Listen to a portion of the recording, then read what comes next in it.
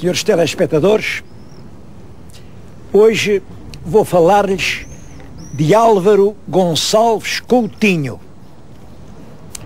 Quem foi o Álvaro Gonçalves Coutinho? A maioria, a imensa maioria dos senhores telespectadores não sabe, puramente não sabe. E, notem, eu estou a falar-lhes aqui na vila medieval de Penedono, que é um sítio de rara beleza. É aqui que acaba a terra dura da Beira Alta e começa a rica região dos vinhos do Porto. Atrás de mim está o Castelo de Penedono e à frente do castelo o Pelourinho. É um dos raros pontos portugueses em que os dois polos de força, a força dos senhores e a força do povo, estão face a face. Ora, foi neste castelo que nasceu o famoso Magriço, o Magriço que é nem mais nem menos que o Álvaro Gonçalves Coutinho. O Magriço é famoso porque foi cantado nos Lusíadas. É ele o tal cavaleiro andante, o cavaleiro andante que andou por esse mundo, que foi a Inglaterra, com os 12 de Inglaterra. E os Lusíadas cantam isso em estrofes magníficas e fizeram, enfim, na memória coletiva portuguesa, do Magriço um dos grandes heróis.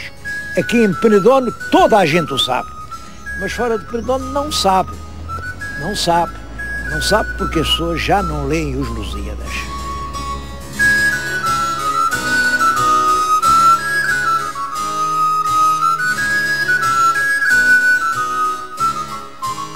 Claro, quando digo as pessoas já não leem, estou-me a referir à grande maioria da nossa população, porque continua sempre a haver estudiosos dos Lusíadas. Mas, do modo geral, e então na população dos estudantes, há sem dúvida um certo aborrecimento em relação ao poema. Os Lusíadas têm muito mais interesse do que a maior parte das pessoas julgam. Interesse literário. Raramente se escreveu tão bem o português. É a altura dos portugueses se reconciliarem com os Lusíadas, porque os Lusíadas são, de facto, o grande canto que ressuscita da pátria as glórias sepultadas, como o próprio Camões os descreve naquela canção muito bonita, a quem darão pindas moradoras, em que ele agradece ao fidalgo, ao Dom Manuel de Portugal, tê-lo ajudado a publicar os Lusíadas.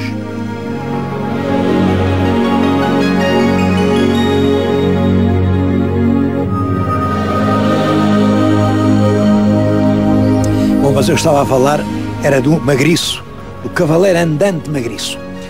Para sabermos o que é o cavaleiro andante, temos que pensar no que foi a cavalaria. A cavalaria, hoje para nós cavalaria é um grupo de cavalos, enfim, mas a cavalaria histórica, a cavalaria medieval, é um dos temas do romantismo. Essa cavalaria devo dizer que pouco existiu em Portugal. De certo modo, a ideia do nobre cavaleiro, o nobre dono da terra, no seu castelo, isso vem com os bárbaros. Toda a organização romana acaba e vêm grandes grupos de longe. Vêm os alanos, os vândalos, os suevos, depois os visigodos, e isso são povos de cavaleiros. Não são muitos, são umas dezenas de milhares, mas eles vêm tomar parte das Espanhas, onde vivem milhões de habitantes, e essas poucas dezenas de milhares é que vão repartir as terras entre si e dizer, agora quem manda somos nós. É claro, eles tinham cavalos, tinham armamento, eram os senhores por direito de conquista e, de facto, estabelece a ligação entre o poder, entre o cavaleiro, entre o homem que tem o direito de viver à custa do trabalho alheio, a quem os outros pagam um tributo das terras onde trabalham, e isso existe, enfim, na Idade Média é assim que as coisas se passam. A população está subordinada aos senhores que vivem nos castelos. Este castelo do Penedono é, de certo modo, uma reminiscência desses tempos. Isto é feito no século XIV, mas é ainda feito por homens que têm a saudade desse tempo, em que o senhor era o poder, era o cavaleiro que estava aqui e mandava em todas estas terras à volta.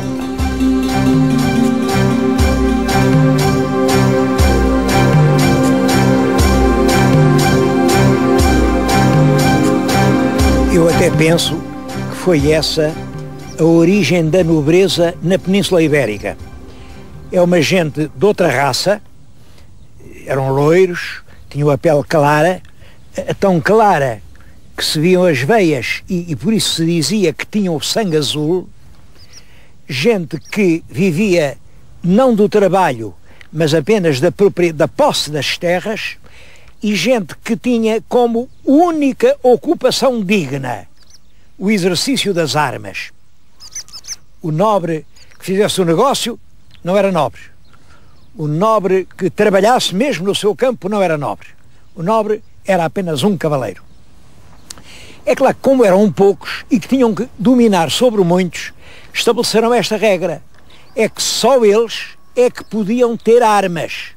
No direito visigótico, porque é a monarquia visigótica que funciona neste território que hoje é português, no século VI, no século VII, no século VIII, até ao princípio do século VIII, só eles é que podiam ter armas. Claro, o resto da população, como não tinha armas, não estava obrigado ao serviço militar. O papel dos outros era trabalhar, eram os laboratórios, trabalhadores. O papel deles era fazer a guerra, belatores, também se chamavam defensores. Bom, e havia outra classe, que era os oratores, cujo papel era rezar, orar a Deus. Bom, mas este mundo, em que só os fidalgos é que têm armas, cria realmente uma força militar muito reduzida. E por isso é que quando os mouros do norte da África, no ano de 711, atravessam o Estreito de Gibraltar, desembarcam e vêm os nobres visigóticos, que não são muitos realmente, dar-lhes batalha, mas são tão poucos que ou foram mortos, ou tiveram que fugir, foram-se esconder lá nas montanhas asturianas, lá longe na península, ou se esconderam para nunca mais aparecer. E isto faz com que, depois da invasão dos mouros, em 711, na península não há nobreza. Não há nobreza porque essa casta militar e dominante foi destruída pela invasão sarracena. Depois os mouros vão sendo expulsos, pouco a pouco, é a reconquista. Quando no século XII o nosso Dom Afonso Henriques funda Portugal, ele não tem uma casta guerreira, uma nobreza a cavalo para o servir, não tem. Mas ele precisa de cavaleiros. O cavaleiro era indispensável naquela guerra com os mouros, até porque os mouros eram hábeis cavaleiros. Tinham os cavalos árabes, que eram muito rápidos, pequenos, leves, andavam muito, depressa. Ele também precisava de cavaleiros. E como não tinha cavaleiros fidalgos, ele fez uma coisa. Estou a falar nele, isto vem do século XI já. Faz-se uma classe nova, que é dos cavaleiros vilãos. O cavaleiro vilão é o camponês, que tem alguns bens e por isso goza de certas regalias, certos privilégios, não é obrigado a certos serviços mais pesados ou mais vexatórios, mas em troca tem que ter um cavalo, uma lança e tem que servir o rei durante um certo número de semanas do ano. Esse número de semanas varia conforme os rurais, mas pode-se dizer, de certo modo, era um mês. Durante esse tempo, o cavaleiro vilão tinha que pegar no seu cavalo, na sua lança e servir o rei. Isto é muito importante porque mostra como se faz Portugal. Portugal não é feito com esses cavaleiros nobres da cavalaria antiga. Não. Portugal é feito com os cavaleiros do povo. A grande diferença entre o cavaleiro fidalgo e o cavaleiro vilão é que o cavaleiro fidalgo não sabe outra coisa senão fazer a guerra. O cavaleiro vilão não sabe fazer a guerra, não sabe outra coisa senão trabalhar.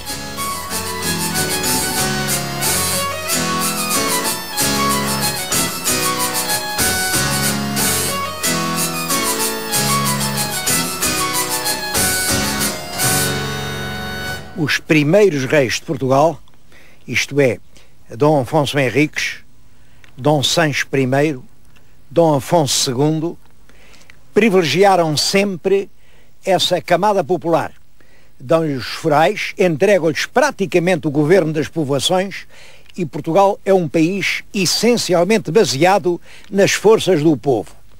Bem, há uma certa tentativa porque entretanto, é claro, as classes mais bem instaladas solidificam-se, ganham poder e, portanto, tentam arrebatar as rédeas do poder. Mas isso provoca uma crise política. O rei Dom Sancho II, que, como sabem, é deposto, tem que se ir embora, é substituído por outro rei popular, o irmão, que é o Dom Afonso III, é um rei do povo. O filho de Dom Afonso III é o Dom Dinis, é ainda um rei nessa linha. Tenho nas mãos um livro muito antigo, como veem, são as 7 partidas do sábio rei Dom Afonso IX. Isto é o Afonso Sábio, era o avô do rei Dom Dinis. É um volume das 7 partidas, que é um grande código em que ele diz como deve estar organizada toda a justiça, todo o Estado, e tem aqui o título 21, sobre os cavaleiros e das coisas que lhes convém fazer. A primeira legislação que dá doutrina e uma razão de ser a uma cavalaria fidalga em Portugal. Isto, portanto, no fim do século XII, princípio do século XIII. Mas ela não foi longe, mesmo em Portugal não foi longe, como sabem. O nosso Dom João I, o mestre Davis, tem essa nobreza contra si, e essa nobreza é completamente destruída na Batalha de Aljubarrota. A Batalha de Aljubarrota é ganha pelos leais camponeses que estão do lado do mestre Davis e que são capitaneados por Álvares Pereira. Portanto, a cavalaria portuguesa realmente nunca teve um papel importante. A nossa cavalaria foi, portanto, sempre essencialmente literária. O que os nobres liam eram as novelas e os romances de cavalaria. Eram as histórias do Carlos Magno e dos 12 pares de França, era o romance do Amadis ou do Galaás, eram histórias de cavaleiros que quebram lanças pelas suas damas, que percorrem esse mundo em justas e em torneios a ganhar a vida. Bom, e é isso que inspira em Portugal um movimento de cavaleiros andantes que de facto se verificou no século XV com alguma intensidade. Nós sabemos que dezenas de portugueses saíram das suas aldeias, que deixaram sozinhas, olhem, desertas como esta. Estamos aqui a falar numa aldeia completamente abandonada aqui neste concelho de Penedono, e foram por esse mundo fora a tentar ganhar a vida. É a história do Álvaro Gonçalves Coutinho.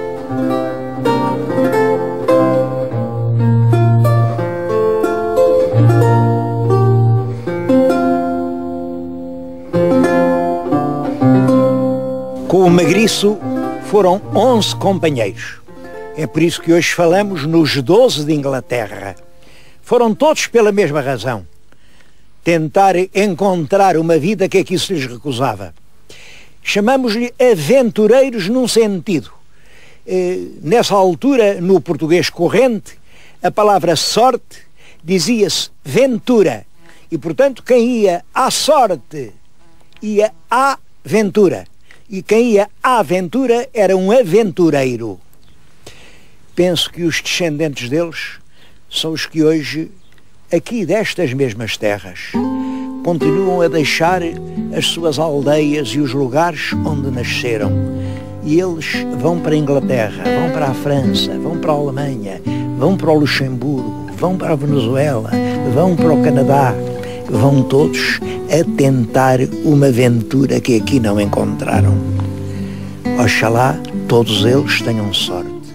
Oxalá muitos deles possam voltar à terra, a estas terras que nunca os esqueceram e que eles também recordam para sempre.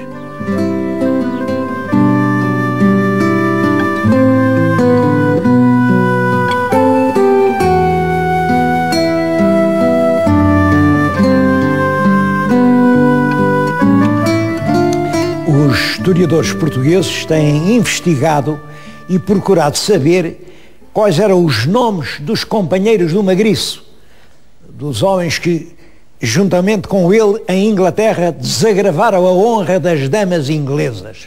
Bom, e há uma lista. É claro, começa pelo Álvaro Gonçalves Coutinho, famoso Magriço, que era irmão do conde de Marialva. Portanto, era um fidalgo, mas é claro, filho segundo e, portanto, sem dinheiro. E todos os outros eram fidalgos. É o Álvaro da Almada, a quem chamavam o Justador. Justador porque andava sempre em justas, torneios, combates. O Álvaro Mendes de Cerveira, o Martim Lopes de Azevedo, o Soeiro da Costa, o João Pereira Agostinho, o Rui Lopes da Silva, o Joaquim Gonçalves Malafaia, que também ficou muito célebre, o Pedro Homem, um João Pacheco, o Melo, que é aqui, só chamavam-lhe o Melro, mas o Melo, e o Álvaro Vaz da Almada. Esse foi famosíssimo porque fizeram no Conde em Avranches, na Normandia, e esse era um cavaleiro tão leal, porque ele depois jurou fidelidade aqui ao nosso infante Dom Pedro, ao regente infante Dom Pedro, e visto que lhe era fiel, quando Dom Pedro teve um combate infeliz e morreu, ele jurou não sobreviver ao homem a quem tinha jurado fidelidade. Nessa altura, o Álvaro Vaz da Almada já era velho, porque isto que estou a dizer passa-se em 1449. Portanto, já tinham passado cerca de 50 anos sobre o feito de Inglaterra. Isto quer dizer que era um homem que já iria na casa dos 70 ou talvez mais. Pois, quando viu matar o seu infante, ele, com a arma, com a lança, põe-se no centro do combate até extenuar as últimas forças e defende-se bravamente, até que quando já de todo em todo não pode mais, atira a espada para o chão, deita-se, oferece o peito aos inimigos e diz-lhes: e agora é fartar vilanagem. E a vilanagem fartou-se. Todos foram bater o ferro da sua lança no peito daquele herói.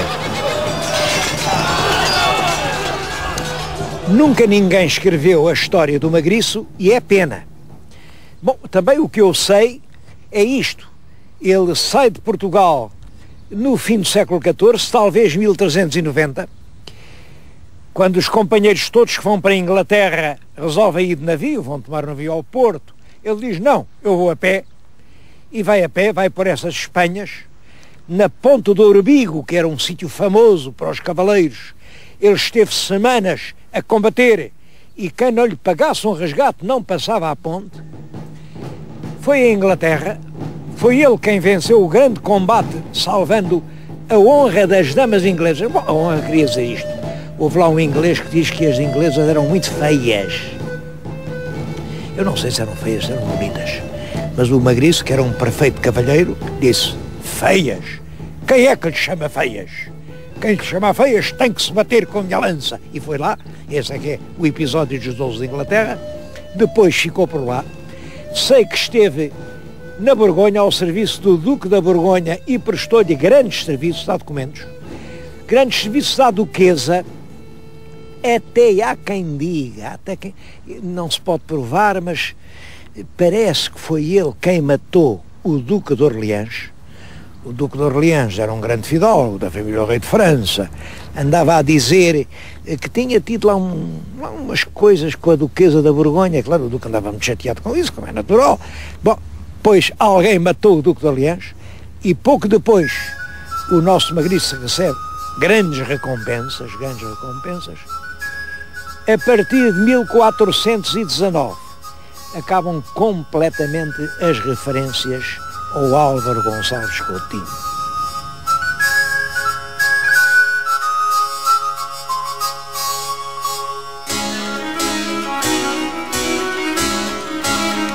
No ano de 1453 termina a Idade Média. Realmente os historiadores escolheram essa data, que é a data da conquista da cidade de Constantinopla pelos turcos. Entende-se que aí acabam os tempos medievais e aí é que clareia a aurora dos tempos modernos. Reparem, 1453. Pois precisamente um ano antes, em 1452, uma princesa portuguesa, Dona Leonor, casou com o imperador da Alemanha, Frederico III. A imagem que agora estão a ver é um dos frescos da Biblioteca Piccolomini, em Siena. E o que representa é o bispo de Siena, que mais tarde veio a ser Papa, é o Papa Nicolau II, a casar a princesa portuguesa, e reparem como ela é bonita, com o imperador da Alemanha. Falo-lhes nisto porque esta princesa tinha sido educada em Lisboa a ouvir cantar os romances de cavalaria. E desse casamento vem a nascer aquele que depois foi o imperador Maximiliano da Alemanha. Ora, os historiadores europeus costumam dizer que o imperador Maximiliano foi o último cavaleiro da Europa. E é verdade que Maximiliano foi sempre um bom cavaleiro e procurou seguir os exemplos daqueles heróis cuja lenda tinha ouvido cantar no colo maternal. Eu acho que é realmente uma história muito bonita, mas também acho que quem escreveu que Maximiliano foi o último cavaleiro, com certeza não sabia a história do nosso rei Dom Sebastião, porque esse sim foi o cavaleiro completo. Ele respirava sonhos e morreu a lutar pelos seus ideais. É claro, com certeza que foi um mau rei, foi um péssimo rei, porque todo o rei tem que ser político, e a política nunca se deu bem com os altos ideais.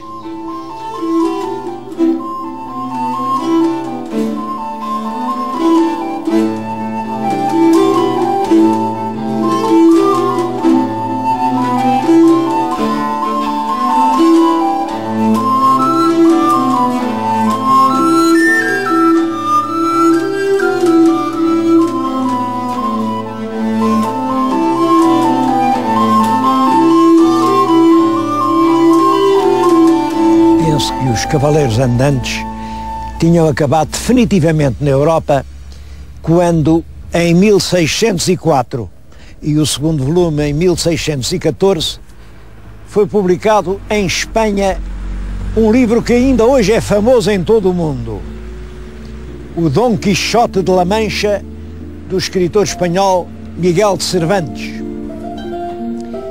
Quixote é o último cavaleiro, um cavaleiro que já nem existe. Ele só vive na imaginação de Cervantes. É sonhador, quimérico, utópico, cavalgando o seu Rocinante esquelético, como se montasse o mais fogoso alazão do mundo. Aos olhos de Cervantes, Dom Quixote é um alienado, é um idiota. É realmente um pateta a pedir urgente internamento no manicômio, porque realmente é assim que os tempos modernos veem os cavaleiros medievais. Atrás de Quixote vai o seguro Sancho Panza. Esse é sensato, prudente, obediente, que não acredita, mas nem discute. Genial realmente esta invenção de um Dom Quixote e de um Sancho Panza.